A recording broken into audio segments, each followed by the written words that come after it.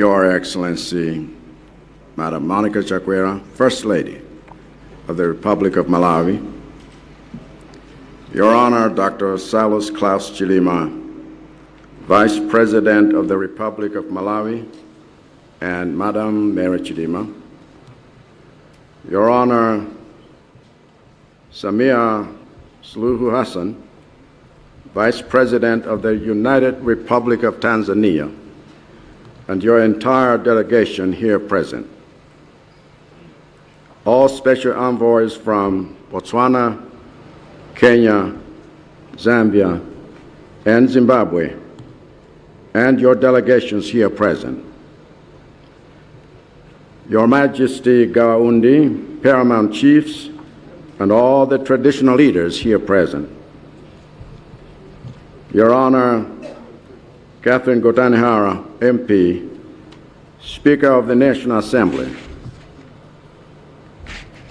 Your Lordship, Chief Justice Andrew Nyirenda, SC,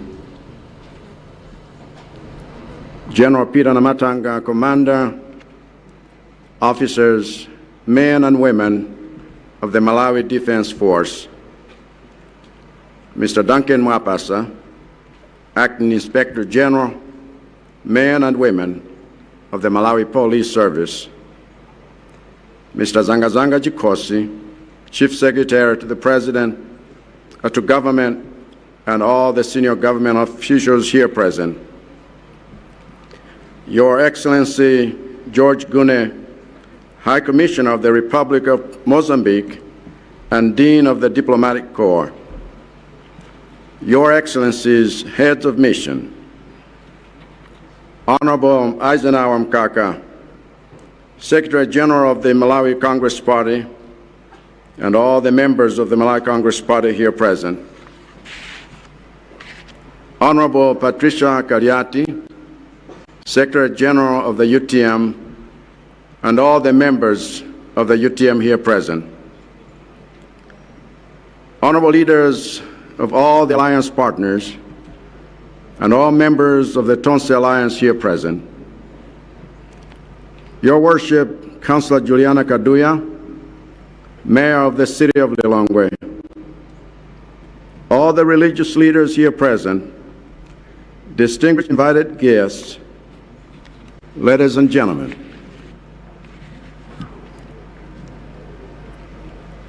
My fellow citizens, 216 years ago, our nation was born. It was a birth that I myself bore witness to, for not only was I a young boy of 9 on that day, I was also one of the only 4 million people to have gone to bed in Nyasa the night before and rise the next morning a Malawian. Of that generation, only half of us remain. And with each passing year, our numbers fall as we continue to pass the baton of turning our land into a great nation to the next generation. To facilitate this transfer, 4 men and 1 woman from among those of us who were the last to be called Nyasas have thus far been entrusted with the presidency of Malawi. In joining that cohort as the 6th president of Malawi, I am fully aware that I may very well be the last member of that fading generation to hold this office. I am fully aware that it has fallen to me to complete the transfer of this mantle of nation building to a rising generation of Malawians born free. I am fully aware that while on our founding fathers and mothers accomplished their goal of national liberation, and their sons and daughters accomplished their goal of political liberation. It is your generation that must accomplish the goal of economic liberation.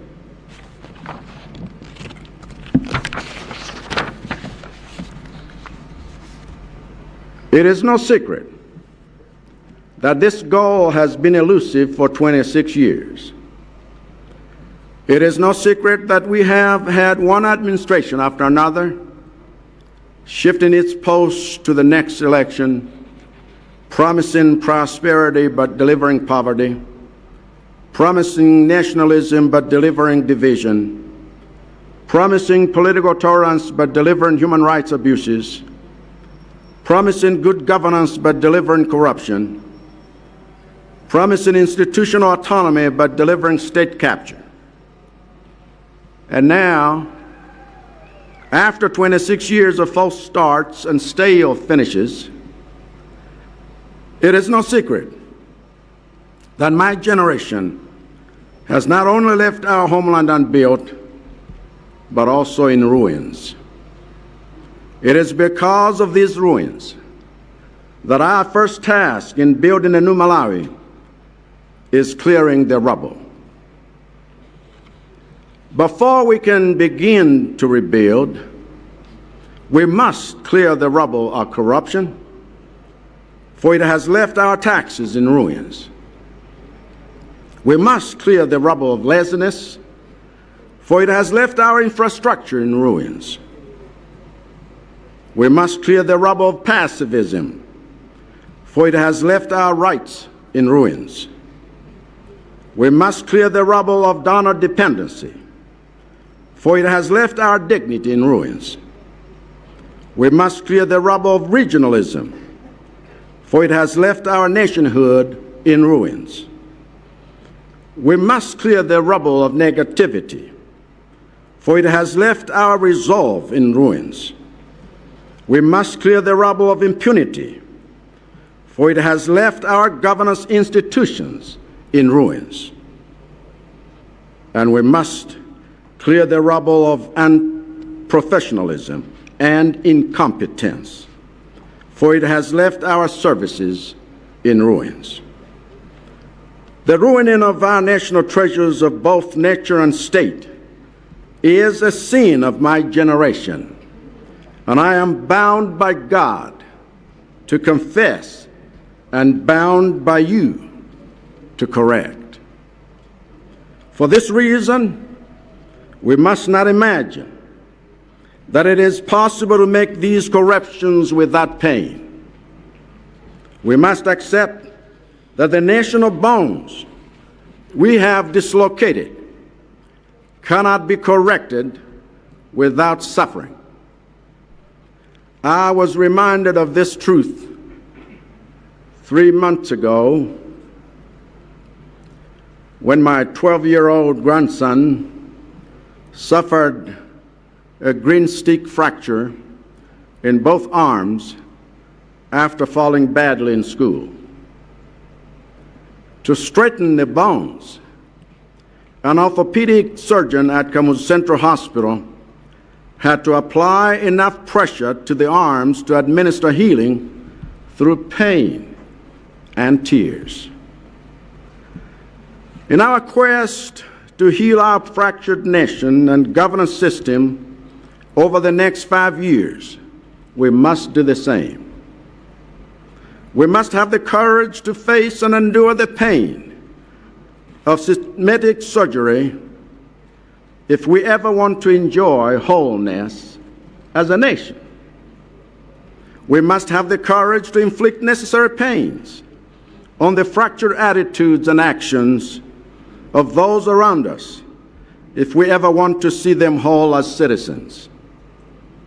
In this transaction, we are each a patient with a bone that needs straightening, and each a physician with a duty to strengthen the bones of others. We are each in some way part of Malawi's problems and must each in some way be part of her solution. We cannot absolve ourselves of responsibility for the maladministration we have allowed to happen on our watch for close to 3 decades, any more than we can renege on our responsibility to make amends. If this collective sense of responsibility over our national sins and our national solutions seems unnecessary to you, then I put it to you that it is not only a necessary path, but the only path. I put it to you that there can be no new Malawi if the only people deemed guilty of ruining this country are those who lost the recent election. I put it to you that there can be no new Malawi if the only people deemed responsible for fixing this country are those who won the recent election. I put it to you that there can be no new Malawi if the only people to build it are Chakwera and Chilima. No. So long as I am president, I will insist that no new Malawi must be built except that which is built by Malawians. That's us. The collective responsibility and ownership of our problems and collective participation in fixing them is the bedrock of our Tonse philosophy. When we promise to create 1 million jobs, we do not just mean that we will create programs to employ you, but also that we will challenge you. Stop seeing yourself as a job seeker and start seeing yourself as a job creator. When we promise to ensure that every household is able to eat 3 meals a day, we do not just mean that we will give you cheap fertilizer to increase food production, but also that we will challenge you to work 3 times as hard in your fields as before. When we promise to increase your earnings, we do not just mean that we will increase the minimum wage and remove income taxes for those at the bottom of Malawi's pay scale, but also that we will challenge you. Make yourself competitive in the workplace.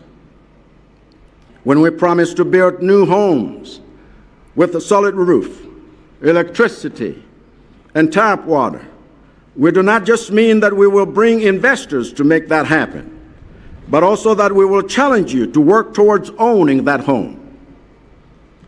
When we promise to give 1 million youth and 1 million women capital to start their own businesses, we do not mean just that we will link them to markets and banks to leverage their gains, but also that we will challenge them to pay back the loan so that another person has access to the same opportunity.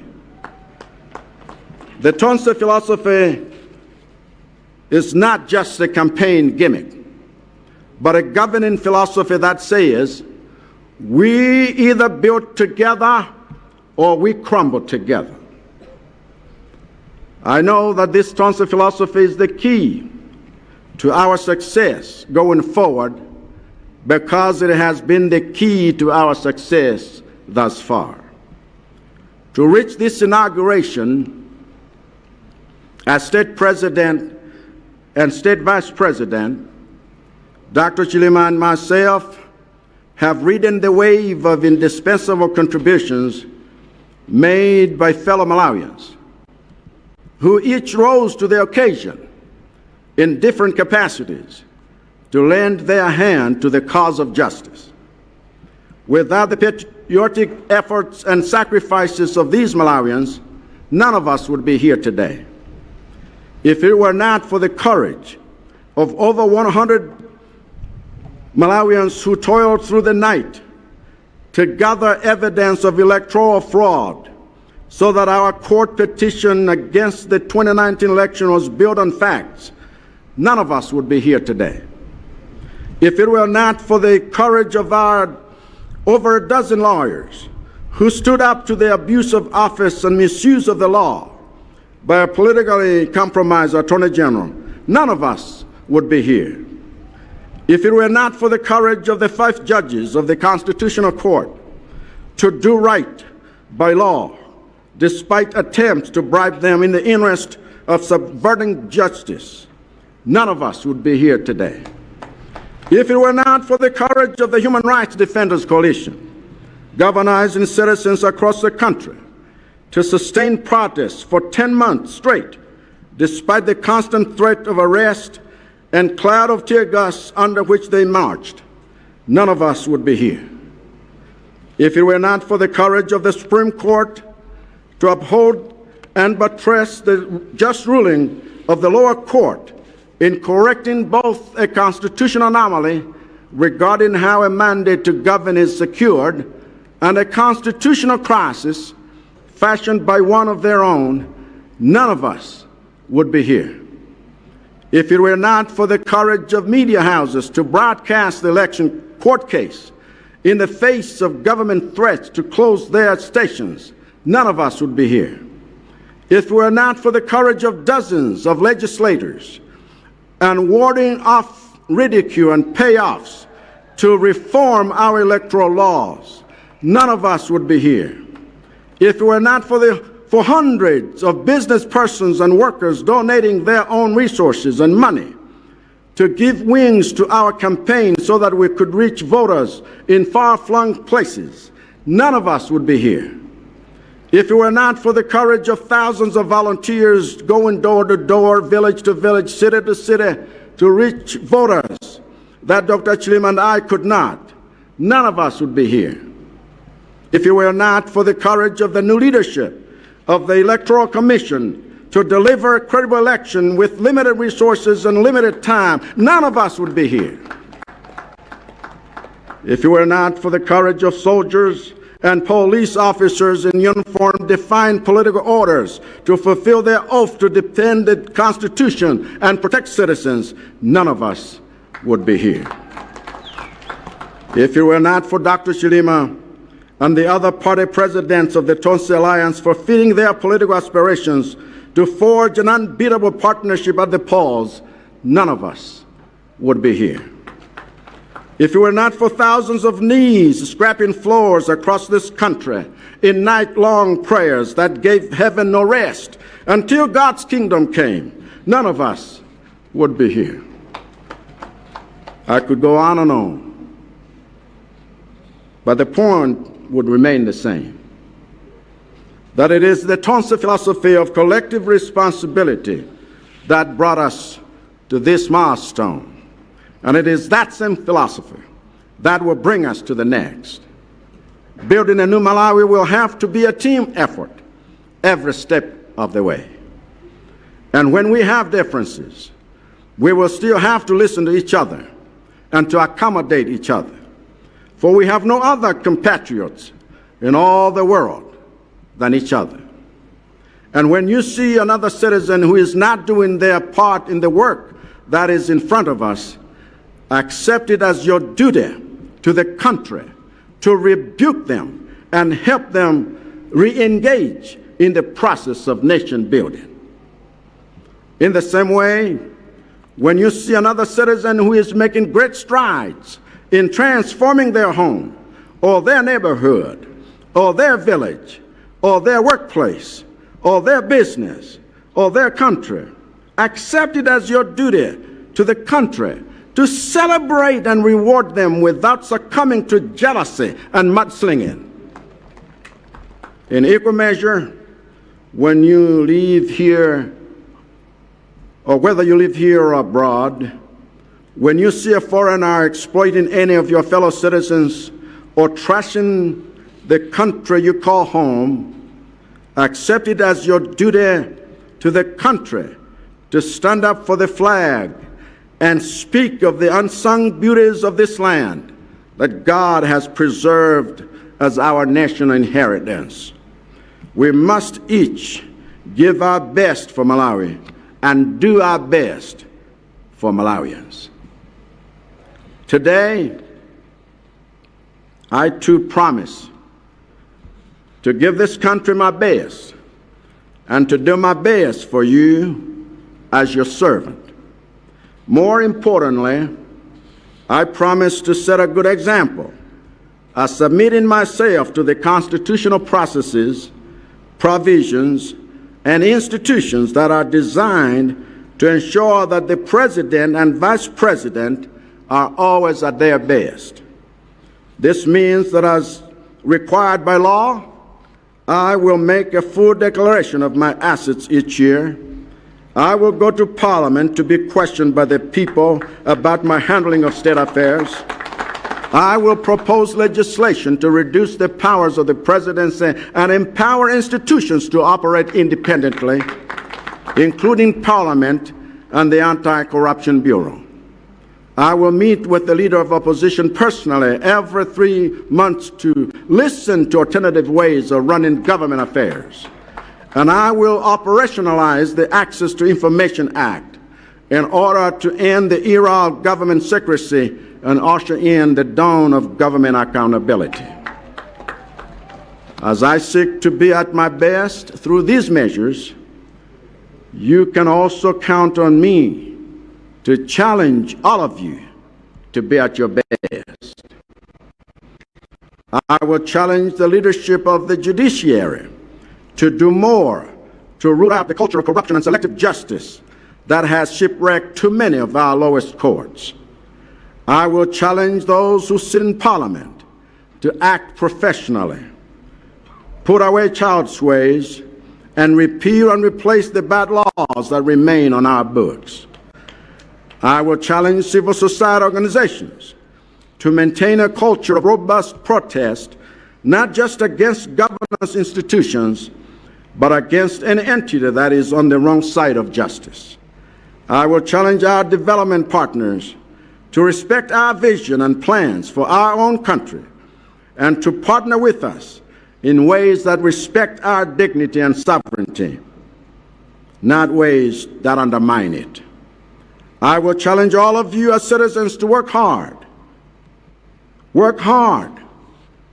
Work hard. Work hard. Work hard. And work smart. The time of giving free handouts and rewarding noisemakers and hand clappers who are too lazy to work, that time is past. We have a country to build and not a moment to waste. So let's all get to work. And thank you for your attention. God bless you and God bless our republic.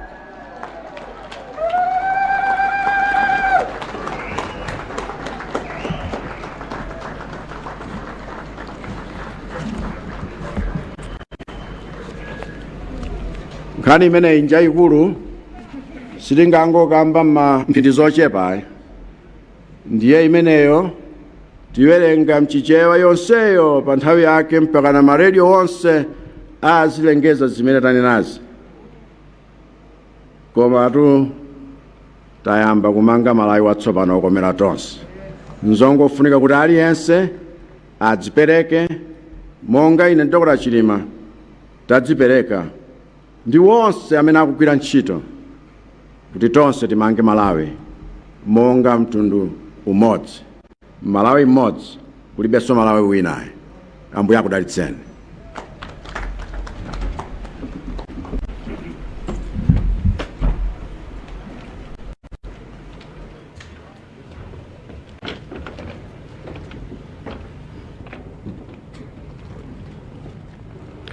Zikomo kwambiri amene otu anali a president athu kutilankhula lero lomwe pano pamene timakhazikitsa kukhala president wa dziko lino ndiponso kukhala commander in chief wa Malawi Defense Force.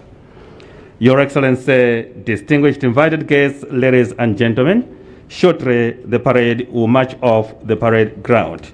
But before that, the parade will give 3 cheers to His Excellency, the President of the Republic of Malawi, Dr. Lazarus McCarthy Chakwera. popularly known as Sokole Sokole. Allow me now to hand you over to the parade commander, Lieutenant Colonel Benjamin Chirwa, to proceed with the program. Right!